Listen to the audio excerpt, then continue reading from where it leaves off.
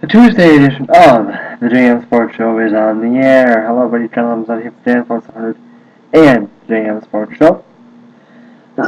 Still got a little bit of a cold, so I apologize for the coughing that may take place in this video. This is going to be a special NFL edition, really. I'm going to say a couple of quick things. I'm going to talk a little baseball, but not much. We do just want to say this. Yankees and Orioles will settle the American League East battle tomorrow. The Yankees are one-game lead. The Yankees and Orioles both won today. The Orioles won 1-0. The Yankees winning, I believe, 4-3 in extra innings against Boston. And Oakland beat Texas for the second straight day, so that is tied. So tomorrow we will decide the winner of the West. So that'll be interesting. Also, the wild card winners have been decided. The Dodgers lost, so did the Cardinals, but the Dodgers loss gives the Cardinals a playoff spot. So the American League is still not settled, but the National League on Friday. The first ever wild card matchup in the National League. The Braves will take on the Cardinals in a one-game playoff.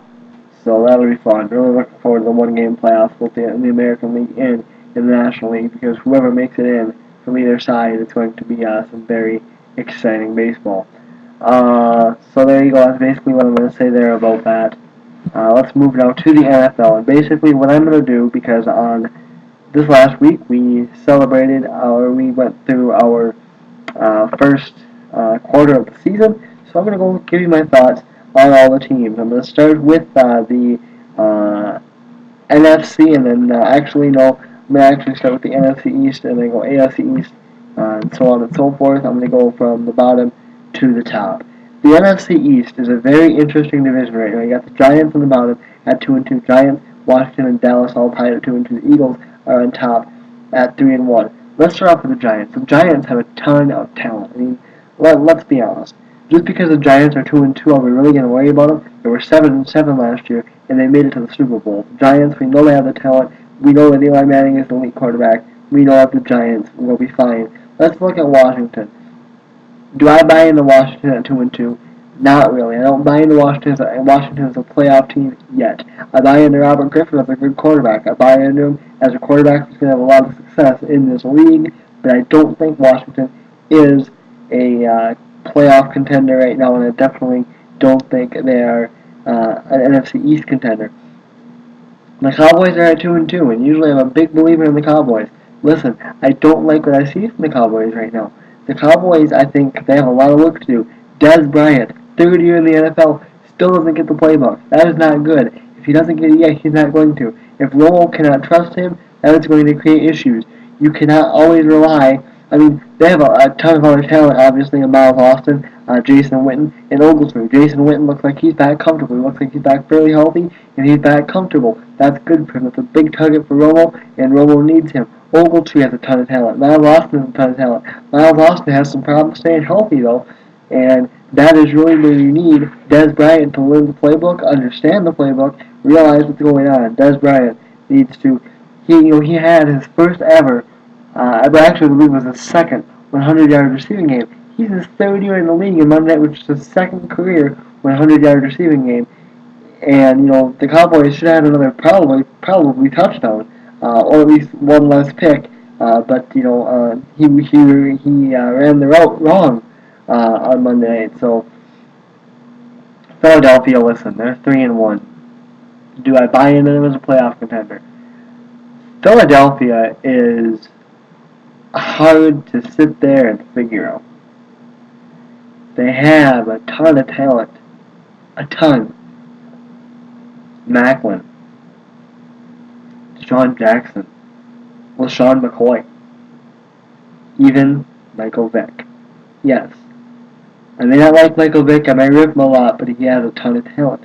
But Michael Vick is your problem right there. I do think Michael Vick, listen, I can't see him being pulled. Andy Reid says he backs him. But the one thing that they have to watch out for is Jeff Lurie has stated If the Eagles don't make the playoffs, Andy Reid is out as head coach of the Eagles. So I think if it comes down to crunch time, I do think that they would bench Michael Vick and lean towards the backup rookie out of Arizona, Nick Foles. But right now, it is Michael Vick's team. The problem with Michael Vick was Michael Vick has a ton of talent. He's got a talented offensive line. He's got talented weapons to work with. Philadelphia is a talented team, but Michael Vick's mistakes are what hurts the Eagles. If Michael Vick would just settle down and relax. Now, granted, I know that Vick always seems to start off the year a little bit rough and then he calms down, but this is a do or die year for Andy Reid. He doesn't have time to wait for Michael Vick to calm down. I was impressed with what I saw from Michael Vick on Monday night. I thought he looked really good. But you look at the Eagles. They're 2-0 at home. Good for them. 1-1 on the road. What can you say? They're 1-1 in the conference.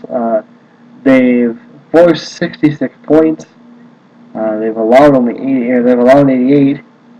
They have allowed more points than the Cowboys by 1. The Cowboys have a league low for points allowed. So I don't know. Philadelphia, they got a -17 win differential. They have a -17 differential. I don't know how they're winning these football games, but they are, and I do think that they'll compete all year with the Giants. But I do think that it is the Giants division to win. Let's take a look now at the AFC East, starting with New England. They're 2-2, and they are by far the best team in the East. All right, they're 2-2. Yes, I know. 0-1 at home. Moving to the Ravens. 2-1 on the road. But New England is the best team in the AFC East, and there's no questioning it. Okay, they have another amazing quarterback and running. They found another amazing running back in Boulder. All right, Tom Brady's obviously good. Wes Welker, if they can acclimate him back into the deal, he'll be fine. Definitely getting Aaron Hernandez back healthy when they do, that's not going to hurt. They've got Rob Gronkowski, they've got Deion Branch, they've got all these weapons. Brady's got weapons, and Brady doesn't even need amazing weapons to be good. He just is. Let's look at the Jets. The Jets are a mess. The Jets are a mess to begin the year. You got the Tebow thing, the Tebow Sanchez thing. I think Tebow time is coming. If Tebow time comes, Sanchez's time with the Jets is done. I truly believe that. They're 2-1 in the conference. All right, that's good. You need to be 2-1. You need to win conference games. That's good. But there's a couple of problems I have with the Jets. Okay, the Jets are a mess to begin with. Darrelle Revis goes down for the year. Big loss. They cringed from Santonio Holmes. Their best receiver went down last week. They're really the only elite target that Sanchez or Tebow has to work with. Now, reports are saying Santonio Holmes could be out for the year with a foot injury. Now what do the Jets do? Listen, if you're a Jets fan, I'm sorry, but things are only going to get worse. Jets will probably finish at the bottom of the division, maybe third. Miami, they're 2-2. This is the first team that I'm going to admit that I whiffed on. I said they'd be a rough one. I said they'd struggle. They're not going to be very good. I didn't think Ryan Tannehill could make it with the big boys, could play with the big boys. I was wrong. Every snap I've seen Tannehill take, I've been fairly impressed with the accuracy in the throws. What can you say? Miami is 2-2. I'm sorry, Miami is 2-2. You're right. Miami's 1-3. I'm sorry, I completely skipped Buffalo. I don't know why. Miami's 1-3. I'm going to be honest. I don't think their record shows how good they are. I'm not saying they're spectacular. I'm not saying that they're going to compete with New England. I don't even know if they compete with Buffalo. But I do think that they're a better team than what their record shows. They're 0-2. I'm sorry, they're 0-2 in the division. That's a little rough, but It happens. They lost to the Jets and they got murdered by the. I'm sorry, they lost to they lost to the Jets and I believe Buffalo was the other divisional opponent that beat them. All right, let's look now at Buffalo, who is 2-2. Buffalo. I think I gave them a little bit too much credit as to how good they were going to be. Uh, Buffalo just does not look good, and they're not good. Um, what more can you say? They took a thumping at the hands of Patriots. I think Buffalo improved their team from last year. I think they picked up on some talent, but still not talented enough. I think they're still a little bit off from being competitive. Let's look now at the NFC North, which is surprisingly kinda led by Minnesota at 3-1. 3-1 for Minnesota and Chicago. Listen, the Vikings are 2-0 at home. They're 1-1 on their own.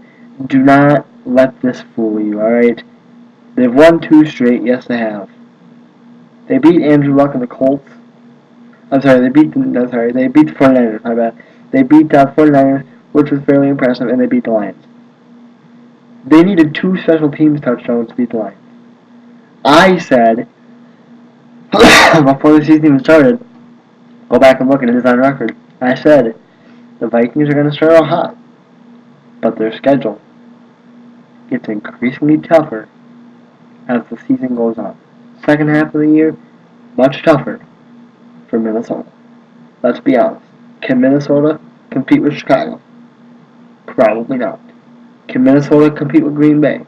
Probably not. Can Minnesota compete with Detroit? Yeah, I think they showed that on Sunday. Even though it did take a couple of special team touchdowns, Detroit is in some having major issues right now. But listen, Minnesota's on top of the NFC North now. They're 3-1. They're not going to make the playoffs. They're not a playoff team. I don't even know if they're a 500 team. I say 7-9. Maybe I'm wrong. I don't think they'll do any better than 8-8. Okay, but I really don't think they're a playoff team. You look at Chicago. Listen, I said from the very beginning of the year that Chicago was a very good team in my eyes, and they were definitely a team that I thought could make it to the Super Bowl. And I still think that. They just impressed me more with the thrashing that they put on the Cowboys on Monday. They went into Dallas on a big stage in a game that very few expected them to win, and they went and they beat the Cowboys. Not only did they beat the Cowboys, they beat them soundly, they made Tony Romo look bad, and they took advantage of Dez Bryant's weaknesses. Chicago is probably the best team in the NFC North.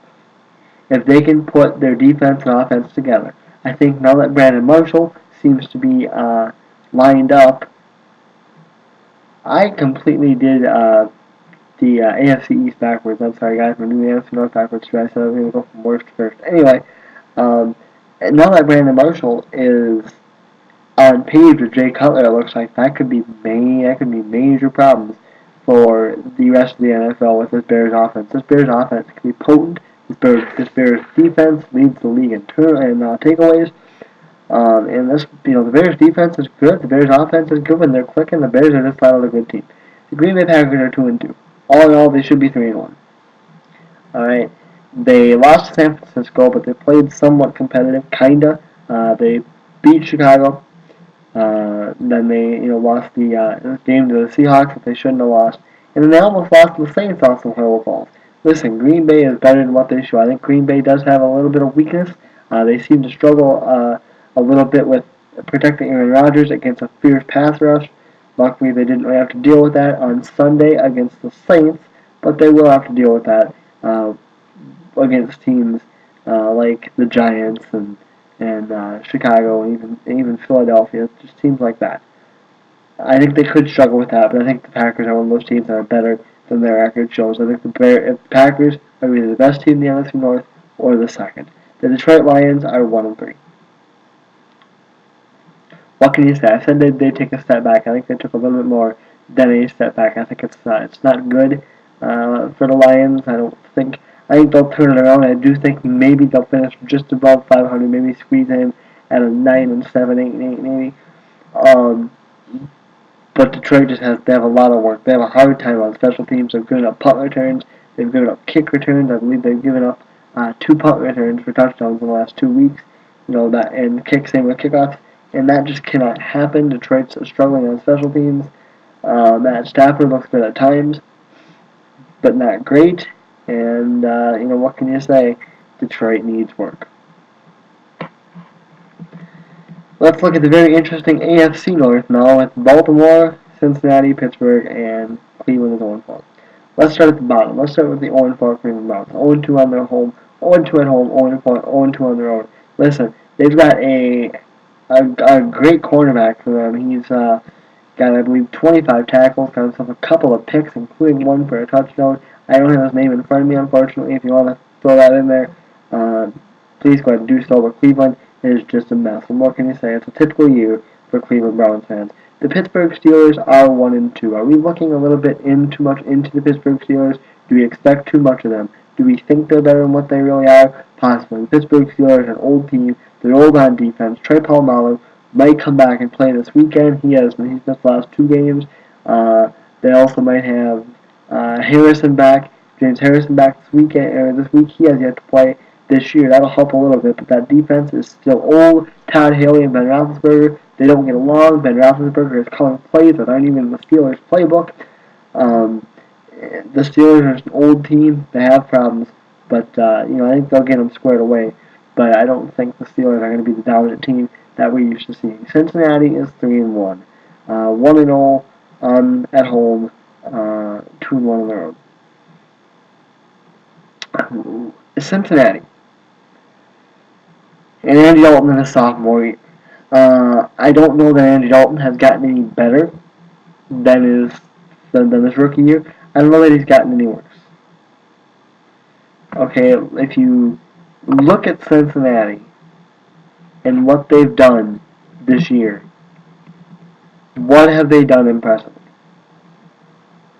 They lost to Baltimore. They barely beat Cleveland. They barely beat Washington by a touchdown in both those games. Washington's a good team. Cleveland's a bad team. And they beat Jacksonville on the road as they should have. Now, the Washington game, they did win that one on the road. That's fairly impressive, okay? They're 8th in passing yards. They're 13th in rushing, 16th in opposing passing yards, and 24th in opposing rushing yards. Cincinnati's defense is not protecting the run very well. 133 yards per game, 232 passing yards per game. So Cincinnati's defense is not playing well, and this is a division where your defense has to play well. If you don't play well as a defense, Ray Rice is going to run over you. Flacco, with the way he's playing this year, is going to run over you. The Pittsburgh Steelers will run over you. Hell, even the Cleveland Browns will do a little bit of damage if you don't have a very good defense, which the Bengals just don't seem to. I think the Bengals are really going to be their Achilles heel this year, and I don't think they're a playoff team. Baltimore 3-1, best team in the AFC North, possibly the best team in football. Next to Houston, possibly the best team in the AFC. They're 4-0. They're 2-0 on their own, 2-0 at home, including a win against the Patriots. I'm sorry, I said they're 4-0. They're not. They're 3-1. I was looking at the wrong team. 3-0 at home, 0-1 on the road. Their only loss came to the Eagles, or at the hands of the Eagles, including a win at Foxborough, even though it wasn't home. Even though it wasn't home, still winning against Patriots. Baltimore is the best team in the AFC next to the Texans. Joe Flacco, I think, has really improved even. He looks different. Flacco looks different this year. He looked different in the AFC Championship game last year, and it carried on over to this year. I think Flacco, not that he didn't have it figured out before, but he really has it figured out now. I think Baltimore is probably the most dangerous they've ever been. The one thing that does worry me, it doesn't worry me right now, but the first 4 games was in 18 days, and this is something that could hurt them down the stretch. That Baltimore defense is not a very young defense. That's the one thing that worries me about Baltimore. I think they'll be okay. I think Baltimore wins the AFC North. And Baltimore, I think, has a chance to make it to the Super Bowl for the AFC. I really do believe that. Let's take a look now at the NFC South. Tampa Bay by far and away the best team in that division. Atlanta. Atlanta. Um, by far and away the best team in the division at 4-0, 2-0 at home, 2-0 on the road. Matt Ryan, a lot like Joe Flacco, looks better than he ever has, and that is scary for the rest of the NFL because you look at the weapons that he has. He has Michael Turner in the backfield. He has Julio Jones and Roddy White. He can go to both of them if they need to. Yes, they struggle with Carolina. Should they have struggled with Carolina at home? Probably not, but it was a division game. Division games are usually always tough. I still think that Atlanta does a lot of things well. I think Atlanta does a lot of things really well. And like I said, by far the best team in that division. Tampa Bay is 1-3 under Greg Schiano. Of course, Schiano has the heat of the kneel down play and how he attacks the kneel down play. But Tampa Bay is a physical football team. They are 1-3. They're 0-2 on the road, 1-1 at home. They're like I said, they're just a physical football team, and they're a team that I think is going to win games. I don't think they're a playoff team, but they're a team that can win some games. They're a team that can do some damage. They almost beat Washington on Sunday, and Greg Schiano has that team in a good spot. I don't know if Schiano will ever get the respect around the league that he wants, but he has them in a good spot. Next up, we've got the Carolina Panthers at 1-3. Cam Newton has not improved as an NFL quarterback. If anything, he has regressed. I don't like his maturity. I don't like how he handles himself on the football field. Listen, if you're down by 17 points and you score a touchdown, don't be doing the Superman. Alright, don't be doing that. You need to focus on how to keep your team in the game. Carolina is a rough-looking football team. I go back to the game against the Giants and how bad the Giants roughed them up. Granted, yes, the Giants are a much better football team. But Carolina is 1-2 in their division. They've played 3 division games, and they're 1-2. But they beat the Saints. Yeah, the Saints are 0-4. Speaking of the 0-4 Saints, obviously 0-2 on the road, 0-2 at home. Who says coaching doesn't matter in the NFL? Obviously, Sean Payton knows it does. Fans of New Orleans finally knows how much coaching matters. The Saints are going to win a game. I heard a couple people say, the Saints are going 1-16. Have you seen the Saints? They're still talented. Drew Brees needs one more touchdown pass to break the consecutive games with a touchdown pass record in NFL history. And he'll do that this weekend, chances are. They still have a ton of talent. But right now, you're dealing with your interim head coach to the interim head coach to your regular head coach. Basically, you're dealing with your third head coach this year. Second, I think Sean Payton didn't really do anything as far as the Saints are concerned. But you've got Cromer, who is taking the place of Vitt, who is on suspension, who is originally taking the place of Sean Payton and will take the place when his suspension's up. New Orleans is a mess. They're 0-4. They will win football games. But just not yet. I think they got one more loss in them probably before. I don't even know who they play, I guess. But I have a gut feeling it says one more loss. I have to look and see who they play. Let's look now at the AFC South. Houston, 4-0. Best team in football. For now. I said this last night, I'll say it again. The one thing I'm interested in with Houston is, do they have a team that can play late in the year?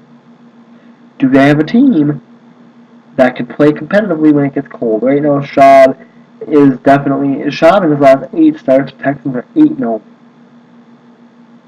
And they have beaten their opponents by a combined total of, I don't know the exact number, but I know it's over 100. The Texans are an amazing football team. They're fun to watch. Their first 4-0 start in franchise history. Can they go undefeated? No, nobody goes undefeated in the NFL. I don't think the Texans do either. I think the Texans will lose along the way, but I think the Texans definitely at least a 13-14 win team this season. Texans, really, really good. Best team in the NFL, in my mind. Indianapolis was 1-2. They had the bye week last week. Andrew Luck. What can you say? Luck is the future, and the Colts are going to be good. I think the Colts aren't quite there yet, obviously, but they're going to be there. They're going to win some football games. I say 5-11, 6-10 is what they'll finish up. They're still going to win games. They will get better. Also, I know I only mentioned it in the description of last night's show. I didn't mention it actually in the show. Thoughts and prayers to Chuck Pagano, who is currently undergoing treatment for leukemia. He is in an ICU in an Indianapolis hospital, undergoing, like I said, the treatment for leukemia, expected to be back in 6 to 8 weeks. Is that going to affect the Colts? Well, let's see. The Saints are bigger. The Saints are not bigger, but the Saints are a more structured team right now than the Colts are, and the Saints are 0-4. Now, I'm not saying that the Colts are going to lose the rest of their games now and finish the year 1-15.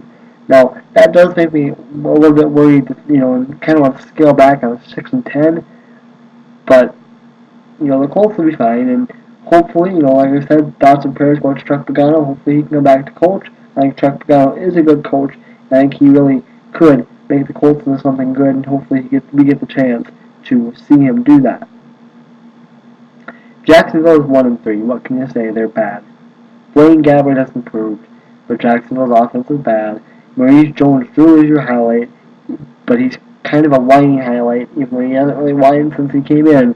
But he's kind of a whiny star. You get a lot of those, but the Jaguars' defense, I think, is really what helps them. And even then, they're not doing great. They've forced 62 points. They've allowed 97.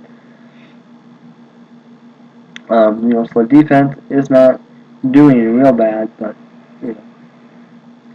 Tennessee is 1-3. Tennessee is a mess. Mike Munchak is not the answer. Firing Jeff Fisher from Mike Munchak didn't work. It will never work. Mike Munchak, I don't think, in my mind, is an NFL head coach. They are 1-3, 0-2 on the road. Road games are hard to win. They're 0-1 in the division, 0-3 in the conference. Listen, they've been outscored 151-81. Tennessee is not good. Jake Locker, listen, is he the answer? I don't know. I think with the right head coach combination, he could be. I don't think Mike Munchak is the right combination. Do I think that, Locker could be a Super Bowl winning quarterback? I don't know if you can win a Super Bowl with Jake Locker. You can win games with Jake Locker. He'll keep you competitive. And if he keeps you competitive, then he might be able to get there and he might be able to do it.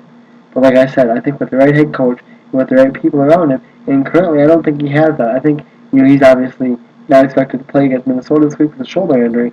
But I think that with Matt Hasselbeck behind him, I think that'll help. I think he's going to learn a lot, but I don't necessarily know that Jake Locker and Mike Munchak is the right quarterback head coach combo. Let's move now to our final division in the NFC, the NFC West. Arizona is 4-0. I brought in Arizona for the first 3 weeks. But then I watched them play against Miami. Something is missing with Arizona. I think Arizona's defense is great. Arizona's defense has only allowed 61 points. But their offense is behind them. And to win in the NFL now, especially with teams like Houston and Atlanta, you've got to be pretty balanced. Arizona's not balanced. Yes, Cobb is playing great. I'm going to scale back on that. Cobb is playing good. But I don't think he has the right weapons around him. I'm not buying into the Cardinals anymore. San Francisco, I think, would dismantle them. I think San Francisco is the better football team. That defense, field day with that offense. I think the San Francisco's offense versus Arizona's defense, I think that'd be a fun matchup. But I think as far as vice versa, San Francisco's defense against Arizona's offense, I don't think Arizona's offense stands much of a chance there. Let's talk about the 49ers. They're 3-1. They slipped up against the Vikings. They slipped up against the Vikings. Like, oh! Everyone's like, oh, the Niners are no longer the best team in the NFL. I don't think they are the best team in the NFL anymore. I really don't. I think they're second or third, probably behind Houston and Atlanta. Definitely behind Houston, probably behind Atlanta too. But you got to realize though, they slipped up. They slipped up against the Vikings after going to Green Bay, back to the West Coast to Minnesota, then to the Jets. Now, I think the fact that they did not, I think they would have beat the Jets anyway, but the fact that they did not go to the West Coast, back to the West Coast before going to New York to face the Jets, I think that helped the Niners. I think the Niners are still a really good team. I think they win the division. St. Louis is 2-2. St. Louis is maybe just a step under good football team. St. Louis is going to win games. St. Louis is going to be competitive. It's going to be fun to watch them. I thought that the healthy Sam Bradford. They can do it. The one thing St. Louis is struggling with is winning on the road. They haven't done it yet. They're 2-2. They're 2-0 at home, 0-2 on the road. They've lost games on the road to Detroit and the Bears. So not really anything to, go, oh, that's bad. Because there's nothing wrong with that. Because those were games that they were not expected to win. But I still think that St. Louis has got a little bit of a ways to go. Jeff Fisher is the right answer. I think he will pin that team around. Seattle is 2-2. Should be 1-3 by all means. Listen, Seattle's offense is good, but if it wasn't for their defense, they would have some issues. I love Seattle's defense. I like Russell Wilson. Not just as a Wisconsin boy. I think Seattle's good. I don't think they're a playoff team. Honestly, I don't know if Pete Carroll survives the season. I don't know what Seattle finishes. I really don't. Like I said, Seattle's defense, I think, is going to be kind of what carries them throughout the season so far, only allowing 58 points, which I believe is the least amount of points allowed. Yes, it is the least amount of points allowed in the NFL. So Seattle's defense is really good. Let's quickly talk about the mess that is the AFC West. San Diego is 3-1. I don't buy them. Who have they beat? Alright, let's see. They beat Tennessee. They beat Oakland. And they beat, who did they beat last week? Kansas City. The one game they lost, they got thumped at home by the Falcons. I don't buy into San Diego. I don't buy into North Carolina. I've never bought into North Carolina. Denver's 2-2 and second in the division. I think once Peyton Manning gets it, once Peyton Manning and that team completely gel, Denver is going to tear that division up. I think Denver is the best team in the AFC West. Like I said, Denver's 2-2. I basically just said what I need to say about Denver. Once they get stuff figured out, they're a young team trying to learn a Peyton Manning system. I think once they figure that out, they'll be fine. Oakland is 1-3. Oakland, you're still a couple years away, I think. Honestly, God rest his soul. I think losing Al Davis, or I don't want to say losing Al Davis because obviously that's not a good thing, but not having Al Davis as your owner and everything else is going to help you. I think it's going to help you because you're starting over from scratch. You're not good right now. You're not ready right now. You have one win against Pittsburgh in Oakland. Yes, that was impressive. But other than that, you're not a ready football team. Kansas City's 1-3. What can you say? Kansas City's just bad. You beat New Orleans barely. New Orleans is 0-4. You're just not a good football team. You're not a great offense. You're not a horrible offense, but you're not a great offense, and you definitely are not a good defense. Okay, You've been outscored 136 to 80. What more can you say? Kansas City is just not great. They have major issues. Alright, we've been at this for almost 40 minutes. I'm tired of talking. My nose is starting to be a little irritated with me. Kind of hungry. I'm kind of hot. Kind of miserable. So I'm going to call it a show. For now, might not have been the greatest feel, but I honestly didn't get to prepare like I wanted to. I don't feel very good. So hopefully, when we get around to the look at the second quarter of the season after week 8, we will not have this issue. But we will see. So there you go, guys. That's going to do it for me. Tomorrow, what am I going to have for you tomorrow? Tomorrow is Wednesday. I'll have college football picks for you tomorrow. I will have a preview, kind of a preview, sort of the wild card, which will be set tomorrow. In fact, all the playoffs will be set tomorrow because tomorrow's the last season of Major League Baseball season. So until tomorrow, guys, I am Jonathan with that for JMSports 100. I will see you guys tomorrow. Enjoy the rest of your night. Enjoy your day tomorrow. And this has been the JM Sports Show.